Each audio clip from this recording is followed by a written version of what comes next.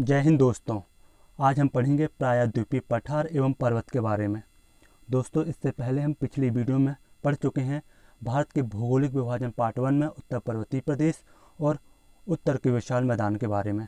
आज हम पढ़ेंगे प्रायद्वीपीय पठार एवं पर्वत के बारे में। इसको समझने के लिए सबसे पहले हम भारत का मैप बनाएंगे।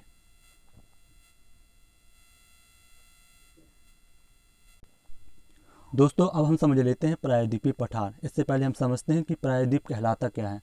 तो महाद्वीप का वह हिस्सा जो तीनों और महासागरों से घिरा होता है वो प्रायद्वीप कहलाता है। जो अपना दक्षिण भारत है वो प्रायद्वीपीय पठार के अंतर्गत आता है।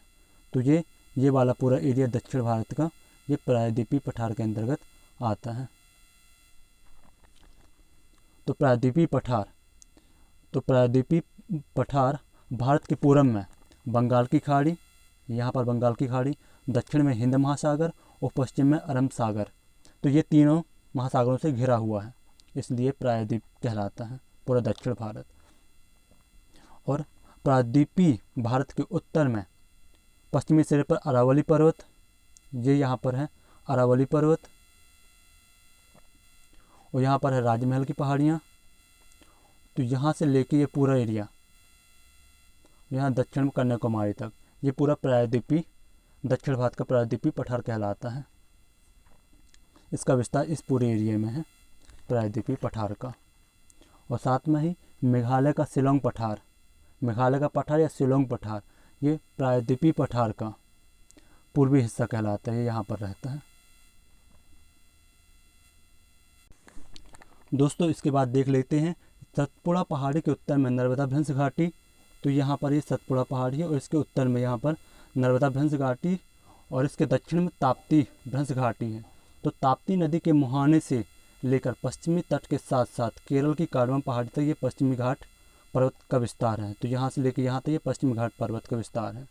इसके साथ ही यहाँ पर ये पूर्वी घाट का विस्तार है। यहाँ से लेकर यहाँ तक पूर्वी घाट और पश्चिमी घाट की पर्वत श्रेणियाँ आपस में यहाँ दक्षिण भारत में मिल जाती हैं और इनके मिलन स्थान पर एक पर्वतीय गांठ का निर्माण होता है, जिसे हम नीलगिरी पर्वत कहते हैं। ये यहाँ पर है नीलगिरी पर्वत, जिसकी सबसे ऊंची चोटी है डोडा बेट्टा, जबकि दक्षिण भारत की सबसे ऊंची चोटी अन्नामलाई पहाड़ी पर है अनेमुड़ी। इनको हम नेक्स्ट पार्ट में पढ़ेंगे, पश्चिमी घाट पर्वत और पूर्वी घाट पर्वत के बारे में जब पढ़ेंगे। और नीलगिरी जो पर्वत है ये 3 राज्यों में फैला हुआ है, केरला, तमिलनाडु और कर्नाटक में। अब हम पढ़ेंगे प्रायद्वीपीय भारत के पठार के अंतर्गत आने वाली संरचनाओं के बारे में। तो सबसे पहले देख लेंगे अरावली पर्वत, जो कि अरावली पर्वत है, जो कि यहाँ पर स्थित है। ये राजस्थान के यहाँ पर पूरे अरावली पर्वत का विस्तार है। यह विश्व का सबसे प्राचीन वलित पर्वत है। इसका सर्वाधिक विस्तार राजस्थान राज्य में है और इसकी सबसे ऊंची चोटी क्या है, गुरु शिखर है, जिसकी हाइट 1722 मीटर है, जो कि राजस्थान में माउंट आबू के समीप स्थित है। और जैन धर्म का प्रसिद्ध तीर्थ स्थल दिलवाड़ा के जैन मंदिर माउंट आबू में स्थित है।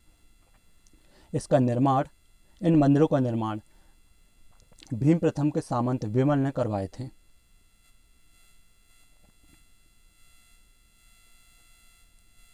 ये अभी पढ़ा हमने अरावली पर्वत के बारे में।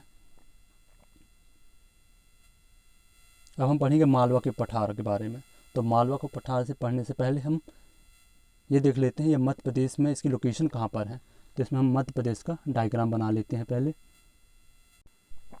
ये मध्य प्रदेश का डायग्राम। अब हम देख लेते हैं मालवा का पठार। मालवा का पठार यह ज्वालामुखी चट्टानों का बना है, इसलिए काली मिट्टी की अधिकता है। ज्वालामुखी उद्गार से निकलने वाले लावे से इसका निर्माण हुआ है। और मालवा का पठार ये मध्य प्रदेश के पश्चिमी भाग में स्थित है। ये यहाँ पर स्थित है मालवा का पठार। और इसका जो क्षेत्रफल है वो 88,222 वर्ग किलोमीटर है। और यहाँ की जलवायु सम जलवायु पाई जाती है मालवा के पठार में।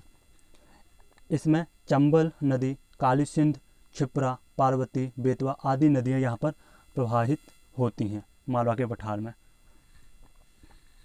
यहाँ की कृषि उपजों में सोयाबीन प्रमुख हैं, गेहूं व कपास, मूंगफली, चना, गन्ना आदि मुख्य हैं मालवा के पठार के। और यह पठार औद्योगिक दृष्टि से संपन्न है। खासकर सूती कपड़ा उद्योग में इंदौर प्रमुख है। और इसके साथ ही यहाँ पर पीथमपुर है जो कि धार जिले में पाया जाता है, पीथमपुर। और ये ऑटोमोबाइल्स के लिए फेमस है, इसे भारत का डेट्रॉयट कहते हैं। और जो विश्व का डेट्रॉयट ये है यूएसए में, जो कि ऑटोमोबाइल्स के लिए फेमस है, डेट्रॉयट। और इसके साथ ही ये पर्यटन की दृष्टि से, मालवा का पठार पर्यटन की दृष्टि से भी महत्वपूर्ण है, क्योंकि यहाँ पर उज्जैन का महाकालेश्वर मंदिर और सांची का स्तूप जो कि राजस्थान में है, भीमबेटका की गुफाएं जो कि राजस्थान में है, और उदयगिरी की गुफाएं जो कि विदिशा में है, ये प्रमुख तीर्थ हैं। ये पर्यटन की दृष्टि से महत्वपूर्ण है ये सब मुख्य स्थल। अब हम इसके बाद देख लेते हैं छोटा नागपुर का पठार। छोटा नागपुर का पठार यह झारखंड और पश्चिम बंगाल राज्य में विस्तृत है। इससे दो प्रमुख नदियां निकलती है, दामोदर नदी और स्वर्णरेखा नदी। छोटा नागपुर का पठार, छोटा नागपुर में स्थित रांची का पठार, ये संप्रदाय मैदान का उदाहरण है। छोटा नागपुर पठार को भारत का रूर कहा जाता है, क्योंकि यह खनिज भंडार की दृष्टि से संपन्न है। और ये विश्व का रूर पता है आपको कहाँ है? तो ये जर्मनी में पड़ता है, वह भी खनिज भंडार की दृष्टि से संपन्न है। रूर जर्मनी में पड़ता है, और उसी के स्वरूप हमने इसको कहा है भारत का रूर, छोटा नागपुर पठार को। यहाँ से लोहा, कोयला और यूरेनियम आदि खनिज प्राप्त होते हैं। लोहा इसके लिए फेमस है अपना जमशेदपुर, और कोयला के लिए फेमस है झरिया, और यूरेनियम के लिए फेमस है जादूगोड़ा। दोस्तों, जमशेदपुर में 1907 में Tata iron and steel corporation आया, साक्षी जमशेदपुर में। कब आया था? 1907 में आया था। और उसके साथ ही इंडाल्को आया था मुरी में, जो कि एल्यूमिनियम प्लांट है इंडाल्को, जो कि कनाडा की मदद से आया था। यह था झारखंड में, ये 1938 के आसपास आया था। और भारी इंजीनियरिंग उद्योग लिमिटेड, ये रांची में आया था 1958 के आसपास। और दामोदर नदी में दामोदर घाटी परियोजना है, जो कि 1948 में आई थी, और ये टेनेसी नदी के समरूप आई थी, दामोदर नदी घाटी परियोजना। जो छोटा नागपुर का पठार है वो गुंबदाकार है, और कोडरमा अभ्रक के लिए फेमस है। पासनाथ की पहाड़ियाँ यहीं पर हैं। और इस पठार में पाई जाने वाली जनजाति है वो मुंडा है, हो है, उराव है, भूमिज है, खड़िया है, संथाल आदि छोटा नागपुर के पठार के अंतर्गत ही ये जनजाति पाई जाती हैं। बोकारो स्टील प्लांट 1968 में आया था रशिया की मदद से। अब हम आगे पढ़ेंगे शिलोंग का पठार। मेघालय पठार या शिलोंग का पठार, यह प्रायद्वीपीय भारत के पठार का हिस्सा और राजमहल पहाड़ी का पूर्वी विस्तार है। शिलोंग का पठार या मेघालय का पठार। शिलोंग पठार के अंतर्गत 5 पहाड़ियाँ शामिल हैं, गारो, खासी, जैंतिया, मिकिर और रेंगमा।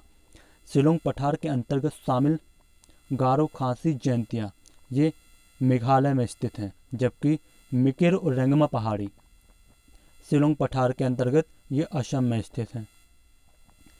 शिलोंग पठार की सबसे ऊंची चोटी नोकरेक, ये गारो पहाड़ी के अंतर्गत स्थित है। इसके बाद हम देख लेते हैं दक्कन का पठार। यह सतपुड़ा पर्वत श्रेणी और पश्चिमी घाट एवं पूर्वी घाट के मध्य में स्थित है। दक्कन का पठार, यह ज्वालामुखी बेसाल्ट चट्टानों का बना है। इस पठार के पूर्वी भाग को विदर्भ कहा जाता है।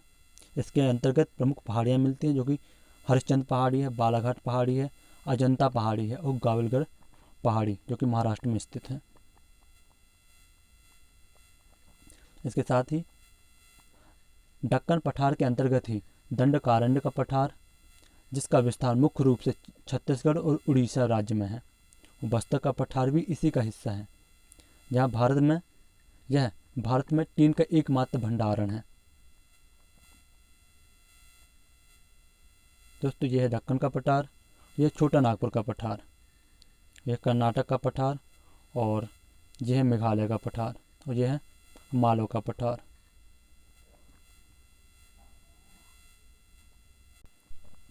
दोस्तों, अब क्या पढ़ेंगे अपन? धारवाड़ का पठार।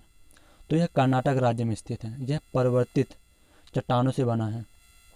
इस पठार के पश्चिमी भाग में बाबा बुदन की पहाड़ी और ब्रह्मगिरी की पहाड़ियाँ मिलती हैं। बाबा बुदन की पहाड़ी में कंतरे मुख लोह अयस्क के लिए फेमस है, और इसके साथ ही मैग्नीज के उत्पादन के लिए फेमस है बेल्लारी और चित्रदुर्ग।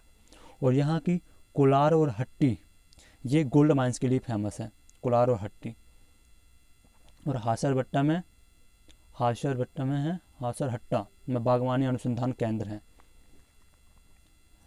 यहाँ पर 1954 में भेल इलेक्ट्रिक लिमिटेड आया था। भद्रावती स्टील प्लांट 1923 में आया था। और हिंदुस्तान एयरक्राफ्ट लिमिटेड ये 1940 में आया था, जो 1964 में बदल के हो गया है हिंदुस्तान एरोनॉटिक्स लिमिटेड। यहाँ पर जो मत्स्य केंद्र पाए जाते हैं मंगलोर है, कासरगोड है, तेलचिरी है।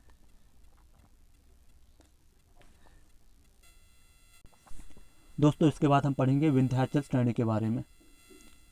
तो विंध्याचल पर्वत, तो इसके लिए हम सबसे पहले मैप बनाएंगे मध्य प्रदेश का। तो ये मध्य प्रदेश के मैप बनाने का प्रयास कर रहे हैं।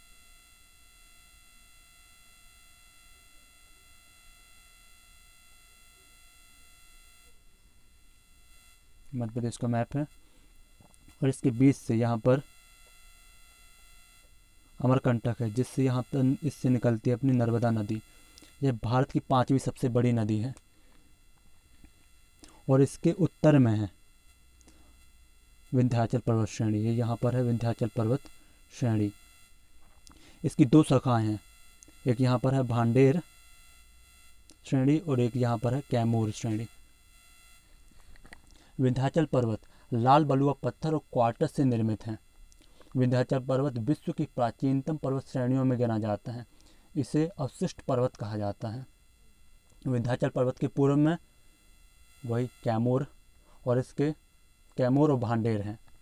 और इसकी सबसे ऊंची चोटी है सद्भावन या गुडविल चोटी, जो कि मांडू के आसपास पड़ती है विंध्याचल पर्वत। और इसके बाद देख लेते हैं हम सतपुड़ा पर्वत के बारे में। दोस्तों अब देख लेते हैं सतपुड़ा पर्वत के बारे में। भारत में एकमात्र ब्लॉक पर्वत का उदाहरण है सतपुड़ा पर्वत। यह नर्मदा भ्रंश घाटी तथा दक्षिण में ताप्ती भ्रंश घाटी के बीच स्थित है। सतपुड़ा पर्वत ये नर्मदा नदी और इसके यहाँ पर है सतपुड़ा पर्वत। इसकी 3 शाखाएं हैं। यहाँ पर है राजपीपला और यहाँ पर है महादेव पर्वत और एक यहाँ पर है मैकाल पर्वत। और इसकी सबसे ऊंची चोटी ये महादेव पर्वत में है, जिसको धूपगढ़ कहते हैं, जिसकी हाइट है 1350 मीटर। और यहाँ पर प्रसिद्ध हिल स्टेशन पचमढ़ी है, इसी में स्थित है महादेव पहाड़ी में। और मैकाल पहाड़ी की सबसे ऊंची चोटी है अमरकंटक और इसका विस्तार सतपुड़ा पर्वत का विस्तार गुजरात, महाराष्ट्र और मध्य प्रदेश में है। दोस्तों यदि मेरा यह एफर्ट आपको पसंद आया है तो चैनल को सब्सक्राइब करिए और वीडियो को लाइक एंड शेयर करिए। जय हिंद, जय भारत।